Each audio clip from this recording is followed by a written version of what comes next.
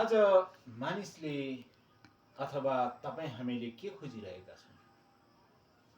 हामीहरूले सुख खोजेका छौँ, शान्ति खोजेका छौँ, आनन्द खोजेका छौँ, सफलता खोजेका छौँ, खुसी खोजेका छौँ, तर के पाएका छौँ त?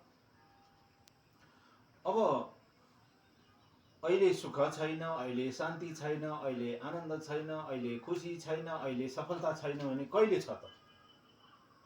भोलि भोलि भन्दा मर्ने दिन आइसक्ला, अब त्यतिखेर खोजेर मिल्ने कुरो भएन भनेपछि त अब अहिले नै प्राप्त गर्नुपर्ने छ।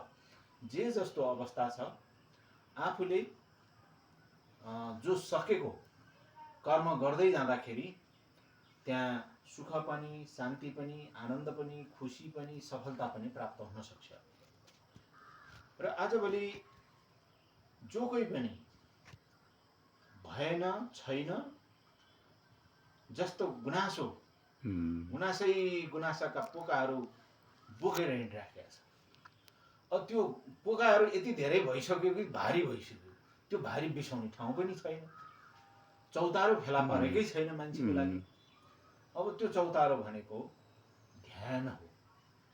ध्यानले शारीरिक, मानसिक, भावनात्मक भारीहरूलाई चाहिँ हटाइदिने काम गर्छ र मान्छे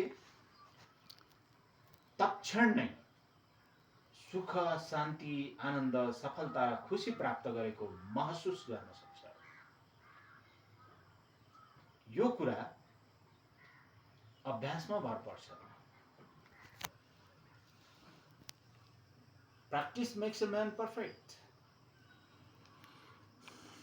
यो पनि भनाइ सही हो, तर पूर्ण होइन। 100% practice makes a man perfect. अब हामी प्र्याक्टिसलाई 100% सम्म पुर्याउँदैनौँ। 5%, 10% प्र्याक्टिस गर्छौँ अनि मैले खोजेको सुख प्राप्ति भएन, शान्ति प्राप्ति भएन, आनन्द प्राप्ति भएन, सफलता प्राप्ति भएन, खुसी प्राप्त भएन भनेर गुनासो गर्न थाल्छौँ। तर निरन्तर रूपले प्रयास गर्दै जाने हो भने वर्तमान क्षणमै कसरी यी यावत कुराहरू हामीले खोजेका कुराहरू पाउने भन्ने कुराको रहस्य खुल्छ। जुन दिन यो रहस्य पत्ता लाग्छ त्यो दिनबाट मान्छेको जिन्दगीमा परिवर्तन आउँछ। धन्यवाद।